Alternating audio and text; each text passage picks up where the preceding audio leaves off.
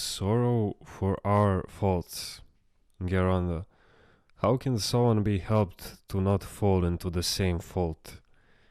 If one truly feels pain for his fault, he will not do it again. There must be an inner contrition with sincere repentance in order for a person to be corrected. This is why Saint Mark the Ascetic says, if one does not feel contrition commensurate to his fault, he will easily fall into the same fault again. In other words, if the mistake is minor, the repentance can also be less severe. But if the mistake is major, then more severe repentance will be required.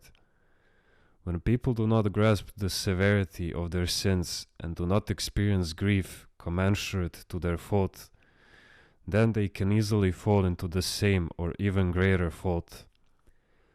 How can we know if our grief is not commensurate to our fault? The proof is if you fall again into the same fault. In addition, when you examine yourselves, don't just diagnose your situation.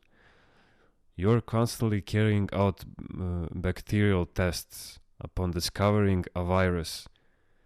You assess it and say, I must kill it, but you don't embark on a healing process. Fine, you have established that you have some disease. At once you must find a way to treat it. What's the point of constantly analyzing and diagnosing if you don't try to correct yourselves? You say to yourselves, I have this ailment or that ailment, but you do nothing to cure yourself and you remain idle, lamenting your condition.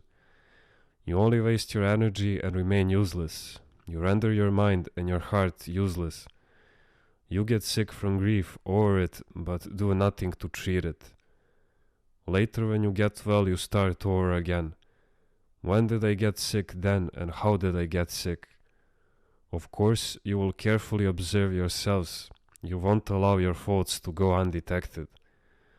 But your grief should be contained. Only go to a certain point. I'm not suggesting indifference, but you should not go to the other extreme. You did something that wasn't right. Did you think about it? Did you see it? Did you recognize it? Did you confess it? Then move on.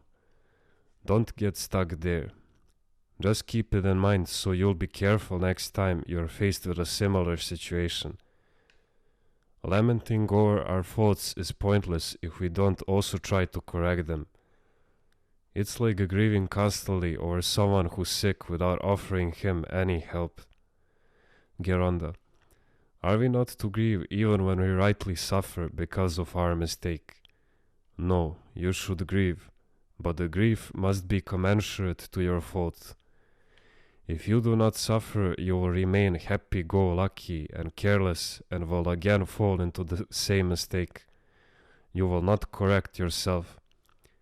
But if you move from the sadness of repentance into despair, then it means that you have grieved more than you should have. In this case, one needs to give himself a little encouragement and face his fault with a little positive indifference.